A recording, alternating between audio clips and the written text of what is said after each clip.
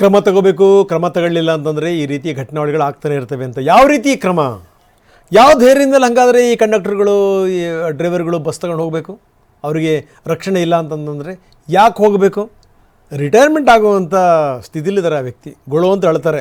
ಮನೆಯಲ್ಲಿ ವಯಸ್ಸಿಗೆ ಬಂದಿರೋಂಥ ಮಕ್ಕಳುಗಳಿರ್ತಾರೆ, ಅವ್ರ ಮೇಲೆ ಪೋಕ್ಸೋ ಕೇಸ್ ಹಾಕಿಸ್ತಾರೆ. ಏನಿದೆ ಅರ್ಥ ಇದು?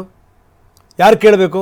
ಬರೀ ಈ ರೀತಿ ಮೆತ್ತಗೆ ಮಾತಾಡೋದ್ರಾಗಲ್ಲ. ಮುಲಾಜಿಲ್ದೇ ಕ್ರಮ ಜರುಗಿಸ್ದಿಲ್ಲ ಅಂತಂತಂದರೆ ಇಂಥವನು ಕಂಟ್ರೋಲ್ ಮಾಡೋಕ್ಕಾಗಲ್ಲ. ಇವು ಜಾಸ್ತಿ ಆಗ್ತವೆ. ಟಿಕೆಟ್ ಇಲ್ದೇ ಆರಾಮ ಬಿಂದಾಸಾಗಿ ಪ್ರಯಾಣ ಮಾಡ್ಬೋದು.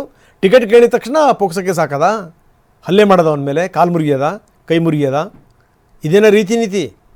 ಬನ್ನಿ, ಇದಕ್ಕೆ ಸಂಬಂಧಪಟ್ಟಂಗೆ ಪ್ರಿಯಾಂಕ್ ಖರ್ಗೆ ಮಾತಾಡಿದ್ದಾರೆ. ಏನು ಹೇಳ್ತಾರೆ ನೋಡೋಣ. ನೋಡಿ, ನಾವಂತೂ ಅದನ್ನು ಖಂಡಿಸ್ತೀವಿ.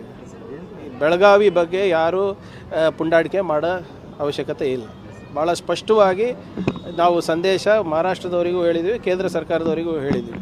ಈಗ ಮಹಾರಾಷ್ಟ್ರದಲ್ಲಿ ಅವ್ರ ಸರ್ಕಾರ, BJP ಅವ್ರ ಸರ್ಕಾರ ಇರೋದು, ಕೇಂದ್ರದಲ್ಲೂ ಅವ್ರದ್ದೇ ಸರ್ಕಾರ ಇರೋದು. ಡಬಲ್ ಇಂಜಿನ್ ಸರ್ಕಾರಗಳು ಮಾತಾಡ್ಕೊಂಡು ಹೇಳಿ ಹಿಂಗೆಲ್ಲ ಮಾಡಬಾರ್ದು ಅಂತ.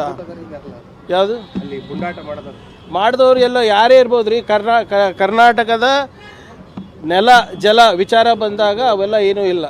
ನಮಗೆ ಕ್ಲಿಯರ್ ಮ್ಯಾಂಡೇಟು. ಜನರು ನಮ್ಮ ಗಡಿಯನ್ನು ಸಂರಕ್ಷಣೆ ಮಾಡೋಕ್ಕೆ ಕೊಟ್ಟಿದ್ದಾರೆ. ಕನ್ನಡಿಗರಿಗೆ ಉದ್ಧಾರ ಆಗಬೇಕಂತ ಮಾಡೋಕ್ಕೆ ಕೊಟ್ಟಿರೋದು ನಮ್ಗೆ ಮ್ಯಾಂಡೇಟು.